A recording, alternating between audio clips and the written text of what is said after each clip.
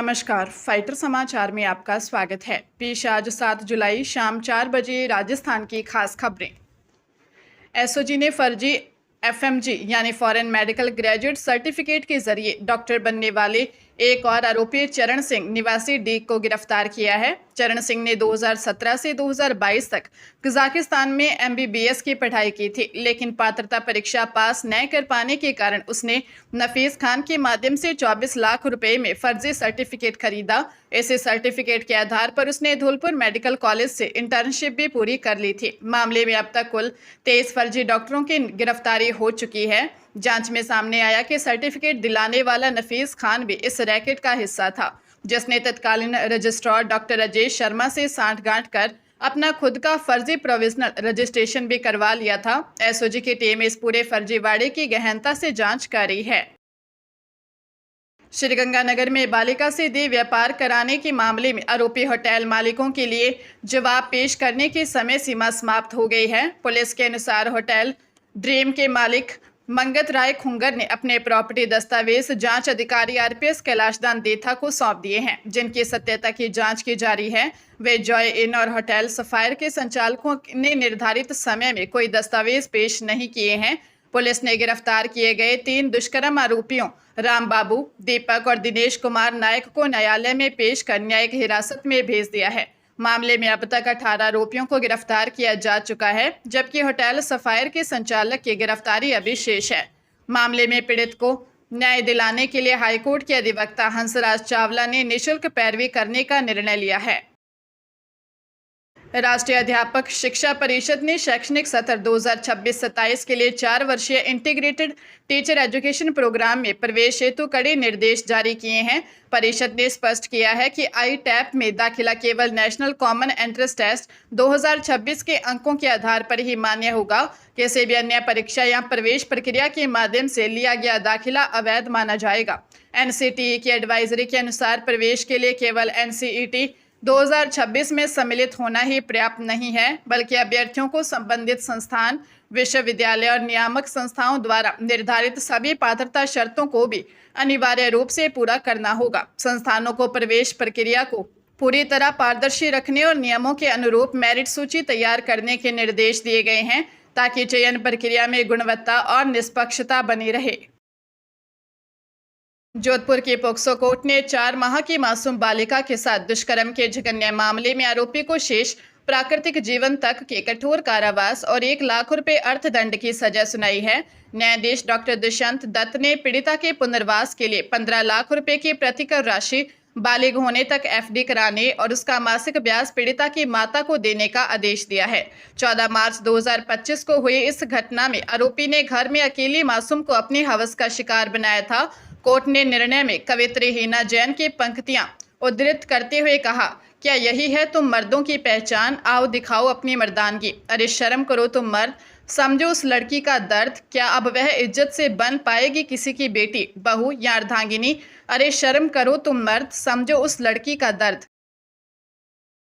भारतीय वायुसेना ने अग्निवीर वायु और ग्रुप मेडिकल असिस्टेंट पदों पर भर्ती के लिए आवेदन आमंत्रित किए हैं। इच्छुक उम्मीदवार 26 जुलाई तक आधिकारिक वेबसाइट iaf requirement.edcil.co.in पर ऑनलाइन आवेदन कर सकते हैं और परीक्षा शुल्क 550 रुपये निर्धारित किया गया है। अग्निवीर वायु के लिए आयु सीमा 16.5 से 21 वर्ष और मेडिकल असिस्टेंट के लिए 16 से 23 वर्ष तक तय की गई है। इन पदों के लिए 12वीं पास या संबंधित क्षेत्र में डिप्लोमा या डिग्री धारक पात्र हैं। आवेदन के लिए फोटो पर नाम और तारीख लिखी काली स्लेट अनिवार्य है।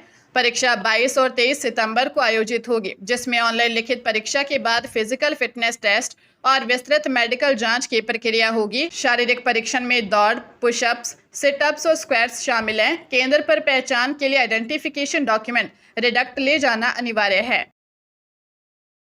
हरियाणा के हिसार पुलिस ने सैनी विद्युत नगर के पास स्थित होटल ब्लिश और एडुजेट में सेक्स रैकेट का भंडाफोड़ करते हुए बड़ी कार्रवाई की है। DSP women safety Priya Sharma के नेतृत्व में की गई इस छापेमारी के दौरान पुलिस ने दोनों होटलों से 18 युवतियों और कई युवकों को आपत्तिजनक हालत में पकड़ा है। पुलिस ने सभी युवतियों को सुरक्षित रेस्क्यू कर लिया है और होटल में एंट्री रजिस्टर व अन्य आपत्तिजनक सामग्री कब्जे में ले ली है। स्थानीय लोगों का आरोप है कि यहां युवतियों को अलग अलग कमरों में रखकर ग्राहकों से रेट तय किए जाते थे। पुलिस ने इस मामले में होटल मालिक दक्ष और मैनेजर रोहित के खिलाफ इमोरल ट्रैफिकिंग एक्ट सहित विभिन्न धाराओं में केस दर्ज कर उन्हें गिरफ्तार कर लिया है।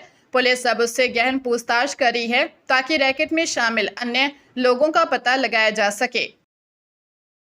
राजस्थान के पुलिस महानिदेशक राजीव कुमार शर्मा ने पिछले 6 महीनों का रिपोर्ट कार्ड जारी करते हुए बताया कि राज्य में कुल अपराधों में 4.65% की कमी आई है। पुलिस अब अपराध नियंत्रण के साथ अपराधियों की आर्थिक कमर तोड़ने पर जोर दे रही है और ड्रग माफिया व गैंगस्टर्स की अवैध संपत्तियों को कुर्क करने की कार्रवाई तेज की जाएगी। महिला सुरक्षा के क्षेत्र में दुष्कर्म और पोक्सो मामलों में क्रमशः 13.36 व 20.90% की गिरावट आई है। साइबर अपराधों पर लगाम लगाने के लिए 100 करोड़ रुपए से साइबर क्राइम कंट्रोल सेंटर की स्थापना की जा रही है और 1930 हेल्पलाइन को अधिक प्रभावी बनाया गया है। एटीएस और एंटी नारकोटिक्स टास्क फोर्स द्वारा नशा तस्करों व संगठित अपराधों के खिलाफ लगातार अभियान चलाए जा रहे हैं। तकनीकी संवर्ग के 403 पदों के पुनर्गठन से पुलिस कर्मियों के लिए पदोन्नति के नए अवसर भी सुलभ हुए हैं। राजस्थान लोक सेवा आयोग द्वारा निकाली गई सहायक लोक अभियोजक के 371 पदों पर भर्ती के लिए आवेदन करने का आज अंतिम दिन है। इच्छुक अभ्यर्थी समय समाप्त होने से पहले आयोग की आधिकारिक वेबसाइट पर जाकर आवेदन कर सकते हैं। गृह विभाग में अभियोजन के इन पदों के लिए प्रारंभिक परीक्षा 2 सितंबर को प्रस्तावित है, जिसके लिए आयु सीमा 21 से 40 वर्ष के बीच निर्धारित की गई है। वही राज्य विधि विज्ञान प्रयोगशाला में वरिष्ठ वैज्ञानिक अधिकारी के 3 पदों पर भर्ती के लिए आवेदन प्रक्रिया 10 जुलाई तक जारी रहेगी। इन पदों के लिए परीक्षा का आयोजन 13 से 17 अक्टूबर के बीच कंप्यूटर बेस्ड टेस्ट के माध्यम से किया जाएगा। अभ्यर्थी ध्यान रखें कि 1 से अधिक पदों के लिए योग्यता रखने व प्रत्येक पद के लिए अलग आवेदन करना अनिवार्य है। राजस्थान में पंचायत और निकाय चुनाव समय पर आयोजित न होने के कारण मामला एक बार फिर हाईकोर्ट पहुंच गया है। पूर्व विधायक संयम लोढ़ा ने राज्य चुनाव आयोग और सरकार के अधिकारियों के खिलाफ अवमानना याचिका दायर की है। याचिका में आरोप लगाया गया है कि हाईकोर्ट के स्पष्ट आदेश के बावजूद वार्ड परिसीमन और मतदाता सूची संशोधन का कार्य समय पर पूरा नहीं किया गया और चुनाव प्रक्रिया अभी तक शुरू नहीं हो सकी है। हाईकोर्ट ने पूर्व में शहरी निकायों का परिसीमन 20 जून और संपूर्ण चुनाव प्रक्रिया 31 जुलाई तक पूरी करने के निर्देश दिए थे। याचिका में राज्य चुनाव आयुक्त, सचिव और अन्य संबंधित अधिकारियों को पक्षकार बनाया गया है। अधिकारियों पर ओबीसी आयोग की रिपोर्ट का इंतजार करने के नाम पर अदालत के आदेशों की जानबूझकर अवहेलना करने का आरोप है। कोर्ट जल्द ही इस अवमानना याचिका पर सुनवाई करेगा। राजस्थान लोक सेवा आयोग द्वारा आयोजित वरिष्ठ अध्यापक भर्ती 2025 के लिए कुल 12,64,000 आवेदन प्राप्त हुए हैं। परीक्षा को व्यवस्थित बनाने के लिए आयोग ने इसे 12 से 18 जुलाई तक 7 दिनों में विभाजित किया है। सबसे अधिक 3,60,268 अभ्यर्थी सामाजिक विज्ञान परीक्षा की 12 जुलाई को देंगे, जबकि हिंदी के 3,35,268 परीक्षार्थी 13 जुलाई को शामिल होंगे। इसके बाद सामान्य ज्ञान ग्रुप सी 14 जुलाई, सामान्य ज्ञान ग्रुप डी 16 जुलाई, विज्ञान एवं संस्कृत 15 जुलाई, गणित व अंग्रेजी 17 जुलाई और भाषा विषयों की परीक्षा 18 जुलाई को आयोजित की जाएगी। मुख्य परीक्षा नियंत्रक आशुतोष गुप्ता के अनुसार जयपुर, जोधपुर, उदयपुर, अजमेर, कोटा और भरतपुर जैसे बड़े शहरों पर परीक्षा का सबसे अधिक भार रहेगा। बड़े विषयों को अलग अलग दिनों में रखने से प्रशासनिक संचालन, प्रश्न पत्रों की सुरक्षा और कानून व्यवस्था बनाए रखने में आयोग को काफी सुविधा होगी। पंजाब की अमृतसर पुलिस ने एक स्थानीय कारोबारी को धमकी देकर फायरिंग करने वाले 2 शूटर्स सजनप्रीत और जशनप्रीत को गिरफ्तार कर बड़ी कामयाबी हासिल की है। पुलिस कमिश्नर गुरप्रीत सिंह भुल्लर ने बताया कि पीड़ित द्वारा शिकायत न देने के बावजूद पुलिस ने स्वतः संज्ञान लेते हुए तकनीकी जांच के जरिए आरोपियों को ट्रैक किया। दोनों आरोपी मजीठा क्षेत्र के रहने वाले हैं और रिश्तेदार हैं। गिरफ्तारी के दौरान सजनप्रीत भागते हुए छत से कूद गया, जिससे उसका पैर टूट गया। वह दूसरा आरोपी जशनप्रीत पुलिस की हिरासत से भागने के दौरान सरकारी हथियार छीनकर फायरिंग की कोशिश में स्वयं घायल हो गया। शुरुआती जांच में जशनप्रीत के विदेशी गैंगस्टर से जुड़े होने के संकेत मिले हैं, जो वर्चुअल नंबर के जरिए धमकी देते थे। पुलिस अब इस नेटवर्क के अन्य लिंक तलाश रही है और सख्त कानूनी कार्रवाई की प्रक्रिया जारी है।